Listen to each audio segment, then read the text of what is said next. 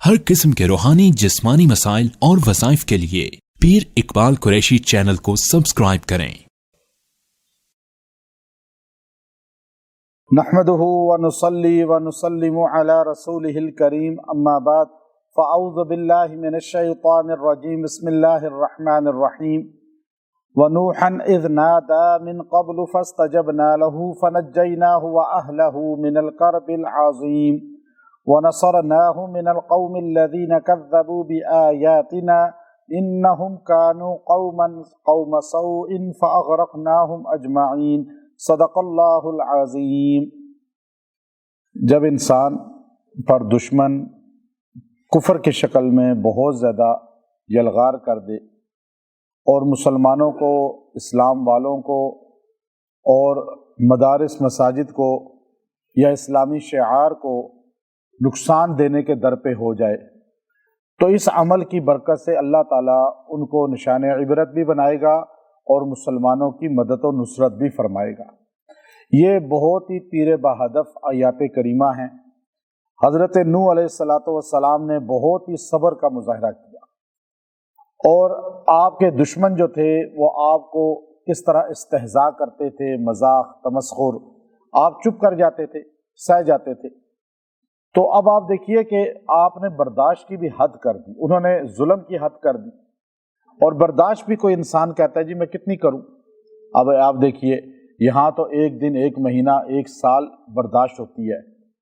हज़रत नूह अलैहिस्सलातु वस्सलाम ने 950 साल बर्दाश्त किया। लेकिन जब बद्दुआ दी है और ये आयत करीमा को पढ़ा है तो अल्लाह ताला ने सारी कायनात के काफरों को नस्तो नाबूद कर दिया, एक भी बाकी नहीं बचा, सारे गर्क हो गए।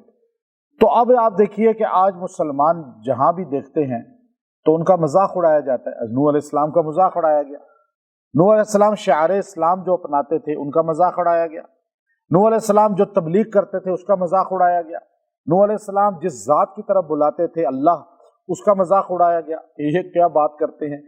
अब 5 के पुजारी कौम थी, अब वो कहते थे ये 5 है, यगूस, यऊक, नसर, सवाद, वुद। अब ये देखिए सूरह नूह के अंदर अल्लाह ने उन 5 का नाम लिया जिन बुजुर्गों का वो नाम लेते थे। अब आप एक हैरत अंगेज चीज देखें कि ये कौम हमेशा बुजुर्गों का नाम लेके नबियों का इनकार करती रही। आप अगर कौम की हिस्ट्री देखें तो कुरान हमें बताता है कि कौम की जहालत की यह हद थी। आज आप देखिए लोग बुजुर्गों का नाम लेके कुरान का इनकार कर देते हैं। और जी ये कुरान का वाक़या है ना, नहीं हम तो इनको मानने वाले हैं, हमारे बाप दादा इनके जाके ये करते थे। तो अब वो कौम 5 बुजुर्गों का नाम लेते थे, वो बुजुर्ग मर गए, उनकी उन्होंने पहले तस्वीरें लगाई, अगली नस्ल ने आके उनके बुत बना लिए, मुजस्मे, उससे अगली नस्ल ने उनकी परस्तिश शुरू कर दी। ये 5 बुजुर्ग जो थे शीस पैगंबर की नस्ल में थे, नबी की औलाद थे। अब बुजुर्ग तो नहीं कहते कि हमारी कब्रों पे आके सजदा करो या हमें आकर जो है मुश्किल कुशा कहो, बाद के लोग अकीदा खराब करते हैं। अब वो 5 बुजुर्ग, सूरह नूह का दूसरा रुकू आप पढ़ के देखिए, उसकी तफसीर पढ़कर देखिए, 5 बुजुर्गों के नाम उसमें आए हैं। 5 जो तन थे उनके वो पुजारी थे। अब उन्होंने देखिए हैरत, नबी सामने है, बुजुर्ग कब्रों में हैं, उनकी मूर्तियां बनाई हैं, लेकिन इनकार किसका कर रहे हैं? नबी का। और नाम किसका ले रहे हैं? बुजुर्गों का। और जी हम इन बुजुर्गों के मानने वाले हैं, आपकी तौहीद को हम नहीं मानते, आपकी तबलीग को नहीं मानते। आप हमें क्या कह रहे हैं कि हम उस एक को माने? ये सारे जमीन वाले कुछ नहीं कर सकते, ये 5 कुछ नहीं कर सकते, ये अल्लाह के नेक बंदे हैं, ये बरगज़ीदा हस्तियां हैं। तो पैगंबर नूह 1 साल नहीं, 50 साल नहीं, 950 साल तबलीग करते रहे। आप किसी को समझाएं ना, मैं थक गया हूं इससे, मैं 10 साल से समझा रहा हूं। 10 साल क्या चीज है 950 के मुकाबले में। अब पैगंबर नूह अलैहिस्सलातु वस्सलाम ने जब देखा कि हद हो गई है, और अब ये अच्छा, आप रिजल्ट आपके हाथ में नहीं है। आप अगर तबलीग करते हैं, आप इस्लाही काम करते हैं, तो आप कहें जी आपकी मेहनत का नतीजा क्या है? नतीजा हमारे इख्तियार में नहीं है। यह अल्लाह ने हमारे नबी सल्लल्लाहु अलैहि वसल्लम को मोजज़ा करार दिया है कि हमारे नबी के गुलामों की भी तासीर इतनी है ज़बान में कि इनके पीछे लाखों लोग होंगे क़यामत के दिन। اور یہ اللہ نے کمال دیا ہے نبی علیہ الصلوۃ والسلام کی غلامی کی برکت سے، ختم نبوت کی غلامی کی برکت سے، کہ نوح پیغمبر نے 950 سال تبلیغ کی، مسلمان کتنے لوگ ہوئے؟ 80 تقریباً 80-85 لوگ مسلمان ہوئے۔ اور آپ نے جب دیکھا کہ یہ تو ان کی نسل ایک چلی گئی، دوسری چلی گئی، اب چھوٹے چھوٹے بچے جو ہمارے سامنے کھیلتے کھیلتے جوان ہوئے، اب جوان ہو کر وہ ہمیں برا کہہ رہے ہیں، پیغمبر کو برا کہہ رہے ہیں، اور ان کو دین کی سمجھ ہی نہیں ہے، اللہ کی توحید کا پتہ ہی نہیں ہے۔ تو پھر پیغمبر عاجز آ گئے کہ 3 نسلوں 4 نسلوں کو میں نے، ان کی کئی نسلیں گزر گئی تھی، 950 سال میں کتنی نسلیں گزرتی ہیں آپ سوچئے۔ اب نبی پاک صلی اللہ علیہ وسلم کو ہم سے جو ہے دنیا سے پردہ کیے ہوئے ابھی 1400 تقریباً 60 سال کے قریب ہوا ہے۔ ابھی آپ یہ دیکھیے کہ 950 سال بیچ میں سے نکالیں ہمارے نبی صلی اللہ علیہ وسلم کی اس سارے میں، تو اتنے سال انہوں نے جو ہے تبلیغ کی ہے خالی نوح علیہ السلام نے۔ تو پھر آپ نے اللہ کے سامنے ہاتھ اٹھائے۔ اچھا، وہ ہاتھ میں اٹھاتے ہوئے دعا ایسی کی ہے کہ وہ دعا جو ہے اللہ کے ہاں مقبول اور فوراً جو ہے مستجاب ہو گئی ہے۔ اللہ تعالیٰ نے اس کے لیے یہ الفاظ اتارے، یہ جو آیت ہے سورہ انبیاء کی، اللہ نے اس کو اتارا، فرمایا وَنُوحًا، حالانکہ ذکر چل رہا تھا ابراہیم علیہ السلام کا اور لوط علیہ السلام کا، یہ دونوں ایک زمانے کے ہیں اس سے پچھلی آیات میں، چونکہ ہمارا ترتیب سے درس چل رہا ہے۔ اب یہ جو ہے ذکر چل رہا تھا حضرت ابراہیم علیہ السلام کا، حضرت لوط علیہ السلام کا، آگے حضرت داؤد علیہ السلام کا اور سلیمان علیہ السلام کا ذکر شروع ہو جائے گا ایک دم، بیچ میں ایک دم پیغمبر نوح کا واقعہ اللہ لے آئے۔ حالانکہ نوح علیہ السلام کا ذکر یہاں لانے کی مقصود کیا ہے؟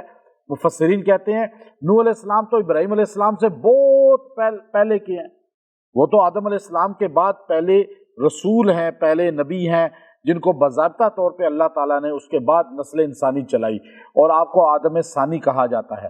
اب اس کی وجہ یہ ہے کہ بیچ میں اللہ تعالیٰ بتا رہے ہیں کہ نہیں ماننے والا جو ہوتا ہے نا، وہ نبی کو سامنے دیکھتا ہے تو نہیں مانتا، اور جو قبروں میں ہے ان کی تعریفیں کر رہا ہوتا ہے، اور وہ بھی تو اللہ کے نبیوں کی اولاد ہے، اور نبی کی اولاد ہے، نبی نہیں ہے، صرف نبی کی اولاد ہے تو عقیدہ اس پہ مضبوط کر لیا، اور جو اصل نبی ہے اس سے عقیدہ ہٹا لیا۔ تو یہ اللہ تعالیٰ گمراہی کی ایک بڑی نشانی بتا رہے ہیں کہ آپ کے سامنے یہ قرآن ہے۔ اب دیکھیں نا، امت محمدیہ قیامت تک گمراہ نہیں ہو سکتی کیونکہ اس کے پاس قرآن ہے۔ ہم کسی انسان، کسی بشر کے تقلید کر، مطلب اس کی بات کو حرف آخر نہیں کہتے، اللہ اور اللہ کے رسول کے بعد کسی بشر کی، سارے ان کے غلام ہیں۔ رسول اللہ صلی اللہ علیہ وسلم کے بعد جتنے آئے صحابہ، اہل بیت، ولی، وہ رسول اللہ صلی اللہ علیہ وسلم کے غلام ہیں، لیکن ہم حجت قرآن کو مانتے ہیں کیونکہ قرآن میں کوئی تبدیلی نہیں ہو سکتی، یہ زندہ جاوید ہے۔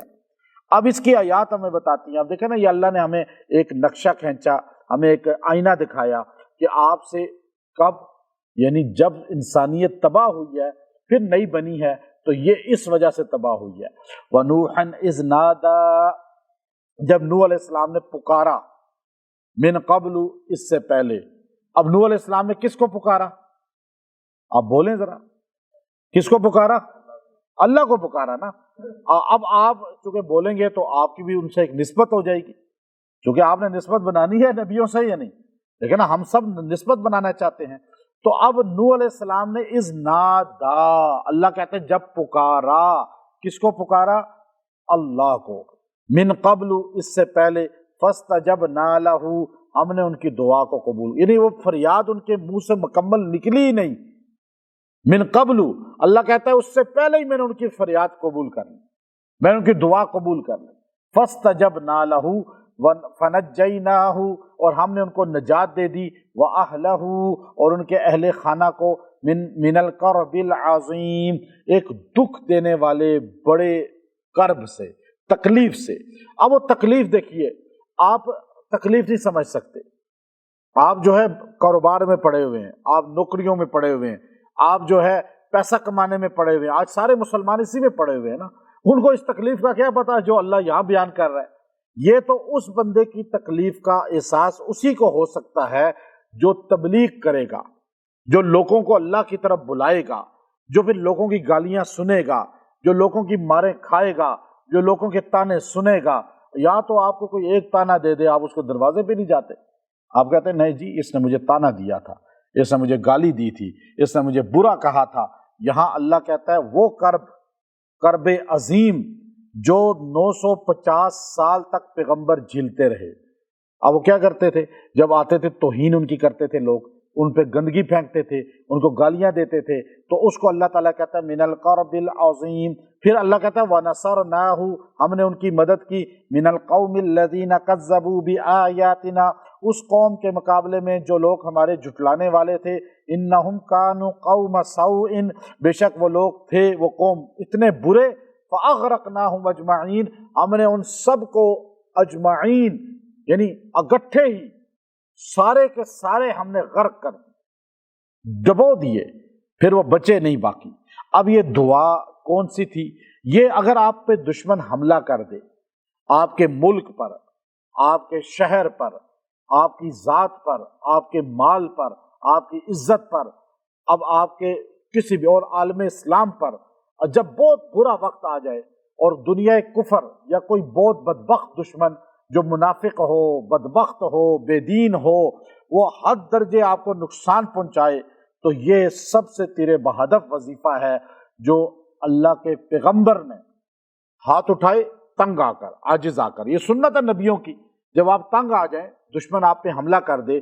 اب ہم جیسے آج عالم اسلام پہ ایک بہت کٹھن وقت ہے، اب ہم یہاں بیٹھ کے دعا تو کر سکتے ہیں نا، ہم چلو وہاں جا نہیں سکتے تو ہم دور سے بیٹھ کے اپنے گھر میں، اپنی مسجد میں یہ عمل کریں، یہ ہر مرد عورت کر سکتے ہیں۔ تو اس میں اللہ کی مدد آئے گی عالم اسلام والوں کے ساتھ، حق والوں کے ساتھ، اور باطل جو ابراہ کی شکل میں ہمیشہ آتا رہے گا، اور اللہ اس پہ ابابیل مسلط کرتا رہے گا، اور اللہ اس کو نیست و نابود کرتا رہے گا۔ تو یہ غرق اللہ نے ان کو بھی کیا، آج بھی لوگ ہو سکتے ہیں۔ اب آج کیسے ہو سکتے ہیں؟ تو اس کا طریقہ بہترین یہ ہے، یہ آیت کریمہ آیت نمبر 76 ہے، 76 نمبر آیت سورہ انبیاء کی۔ اس آیت کو آپ نے پڑھنا ہے 313 بار، 313 بار، اور وہ بدری صحابہ کی نسبت سے 313 بار پڑھنا ہے، چونکہ اللہ کی مدد ان کے ساتھ بھی آئی تھی، اور جو ہے اللہ کی مدد جو ہے، چونکہ ہم تک قرآن جو پہنچا ہے پورا کا پورا کامل، یہ اصحاب پیغمبر صلی اللہ علیہ وسلم کی برکت سے پہنچا ہے۔ تو ان میں سب سے ٹاپ کے جو لوگ ہیں، جو سب سے ٹاپ لسٹ کے لوگ، وہ 313 ہیں جنہیں بدری کہا گیا، اور وہ جنتی ہیں، کنفرم جنتی سارے ہیں، لیکن 313 سب سے ٹاپ والے ہیں جن کو اللہ نے اسی لمحے کہہ دیا یہ جنتی ہیں، اگلے پچھلے گناہ معاف۔ تو غفر لہ ما تقدم من ذنبہ وما تأخر۔ اچھا، افعل ما شئتم، جو مرضی تم کرو، اب تمہیں دوزخ نہیں ملے گی، اللہ نے ان کو کہہ دیا پہلے ہی۔ تو ان کی نسبت سے اس کا مجرب عمل آپ کو بتا رہا ہوں، جو اکابر اولیاء کی زندگی میں چلا آ رہا تھا، کہ 313 بار اس آیت کو پڑھیں۔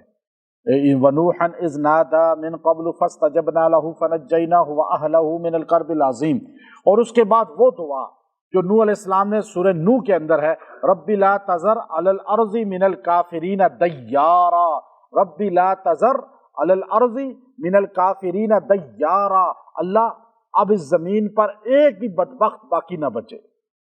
یہ آپ نے نبی نے کہا نا، تو اب آپ بھی کہہ سکتے ہیں جب آپ تنگ آ جائیں گے، جب عالم اسلام یا کوئی بندہ یا اس کی عزت یا آبرو یا اس کا ذات یا اس کا گھرانہ یا اس کا شہر یا اس کا ملک، تو اب اس وقت جو ہے جب اس پہ حملہ ہو، تو یہ آیت کریمہ جو کافر آئے تھے مقابلے پہ، پہلی جنگ اسلام کی ہوئی تھی، اس میں 1000 کافر تھے اور 313 اہل ایمان تھے، تو فتح کس کی ہوئی؟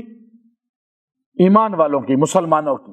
تو اب آپ دیکھیے، آپ نے اس آیت کو رَبِّ لَا تَذَرْ عَلَى الْأَرْضِ مِنَ الْكَافِرِينَ دَيَّارًا 1000 بار پڑھنا ہے۔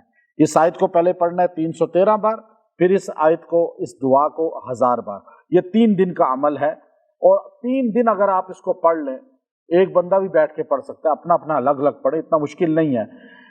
3 دن اگر آپ یہ عمل پڑھ لیں، انشاءاللہ اس کی برکت سے اللہ اس سے آپ کو چھٹکارا دلا دے گا جو آپ کا دشمن ہے، جو آپ کی عزت آبرو پہ، اسلام پہ اور اسلامی شعار پر یا اسلامی احکامات پر، بیرون ملک میں جو لوگ رہتے ہیں خاص طور پہ ان کو بہت تنگ کیا جاتا ہے اسلامی حلیے کی وجہ سے، مرد عورتوں کو، وہ یہ 3 دن عمل کر کے دیکھیں۔ جو بندہ یہ سارا ذریعہ بن رہا ہے اور یہ سارے قوانین، پورے ملک کبھی بھی مخالف اسلام کا نہیں ہے، کوئی ملک بھی، یاد رکھیے گا اندر چند ایسے گندے لوگ ہوتے ہیں، وہ ہمارے اپنے ملک میں بھی ہیں، جو اسلام کا توہین کرتے ہیں، اسلام والوں کے مخالف ہوتے ہیں۔ ہر دنیا کے بہت اچھے ملک ہیں، یہ کافروں کے ملک بھی بہت اچھے ہیں، ان میں اندر 70% جو ہیں لوگ وہ لڑنا نہیں چاہتے، وہ مسلمانوں کو تکلیف دینا نہیں چاہتے، لیکن بیچ میں جو شر والے لوگ ہیں ان کو اللہ تعالیٰ خود اٹھائے گا اور نشان عبرت بنائے گا۔ یہ 3 دن کا عمل ہے، جو مسلمان مرد عورت بھی کرے گا، اس دعا کی برکت سے اللہ تعالیٰ اس گروہ کو، ان کے معاونین کو اور ان کو نشان عبرت بنا دے گا۔ وآخر دعوانا ان الحمد للہ رب العالمین۔